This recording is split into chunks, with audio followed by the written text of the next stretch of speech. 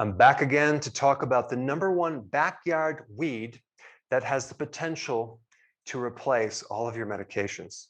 And that's pretty cool. But of course, check with your doctor before taking any of this advice, okay? This is just food for thought for you to do your own research, but there's a very, very powerful, pesky herb growing in your backyard right now that can greatly benefit you, even if you're not on medications. And no, it's not marijuana. Okay. The first benefit is it can act as a potent diuretic. Okay. That means it gets rid of fluid retention, edema in your ankles and your feet. It can help you get rid of that. Now, that is going to help you reduce blood pressure. Okay. Now, there's another effect on blood pressure. It's loaded with potassium. You have to realize that when someone is deficient in potassium, their blood pressure naturally goes up. Okay, because potassium is a physiological relaxer of the vascular system.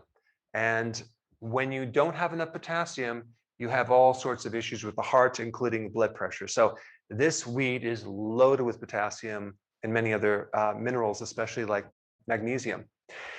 Next benefit is it can help reduce insulin resistance, which is behind, I would say, 70–75% of health problems out there. And that means it can get rid of the fat off your liver. It means that you can help stabilize your blood sugars. It can help your blood pressure from a different angle because too much insulin from insulin resistance makes your arteries stiff and hardened. Also, having too much insulin can create boils on the back of your knee. So if you have boils or a Baker's cyst, you can say goodbye to them if you consume this weed. Now, the other interesting and surprising benefit of this weed is it has the potential to reduce the reproduction of a virus, HIV virus. Okay, so it slows down the reproduction of that virus. This weed can also prevent fibrosis in your liver. So if you have a fatty liver, if you have an inflamed liver that's heading towards cirrhosis, which is scar tissue, consuming this weed can slow down that process. All right, the next benefit, and I'm going to explain what 5-alpha reductase inhibitor is, but this weed can help reduce this right here, which then can reduce DHT, thereby helping you with preventing hair loss like alopecia, as well as shrink and enlarge prostate. Okay. Now, if a female has too much DHT, she could have facial hair. She could also have hair loss. So it could work in men and women. This weed, and I'm going to reveal that very soon, also acts as an aromatase inhibitor. Now, what is that? That's another blocker of an enzyme that helps lower excessive amount of estrogen. So if you're a male that has man boobs, or you're losing hair on your lower legs, or your voice is going higher or whatever, it can help regulate that. It also works in women that have too much estrogen dominance. So it helps regulate estrogen. And this weed can help stimulate bile, which can then help with bloating, preventing gallstones, helping with constipation, and a lot more digestive issues. Okay, now, what is this herb?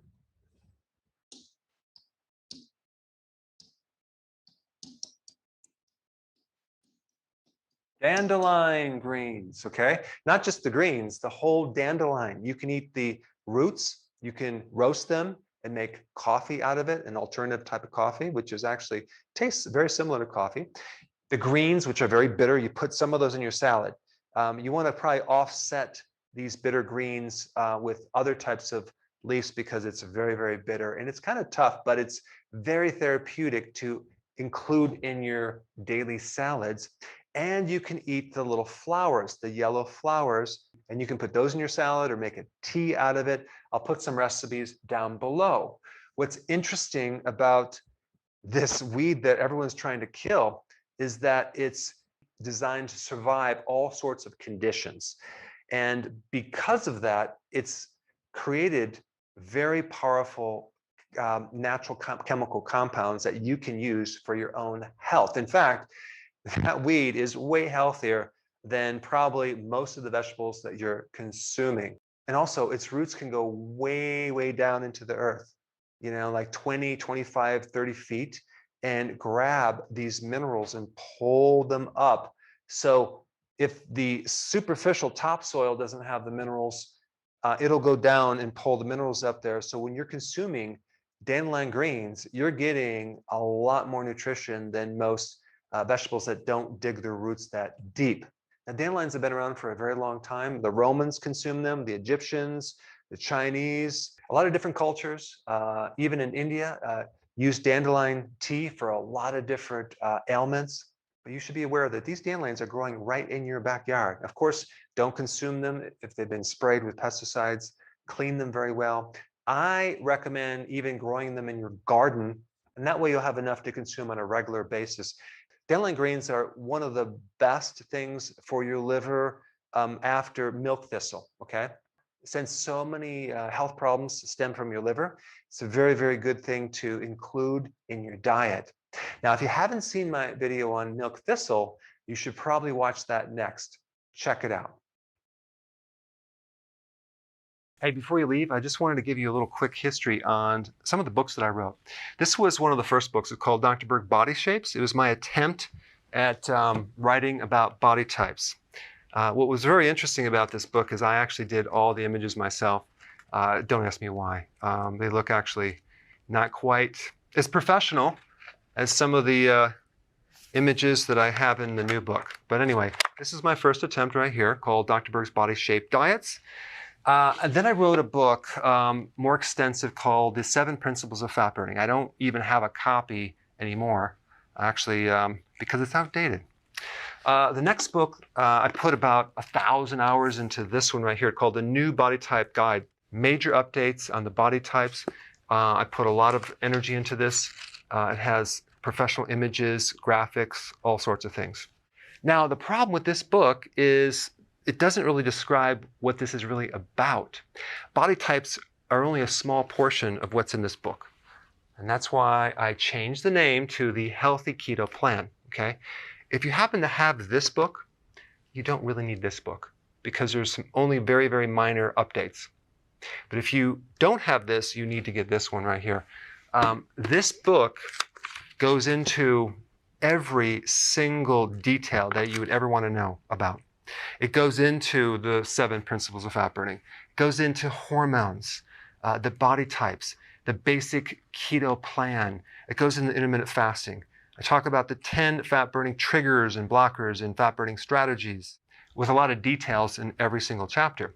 I go into body issues that interfere with losing weight. There's very few people that just have a weight problem. They have a lot of body issues, whether it's sleeping problems, stress problems, inflammation, menopause. I cover that extensively in this book. Then I talk about how to get rid of stress, and I show you a technique. Then I get into exercising. And then I have a lot of really good recipes in this book as well. So this is a good reference guide. On my website, if you get this book, you get this one free. It's called Healthy Keto and Intermittent Fasting. This is the shortcut, quick guide to this book.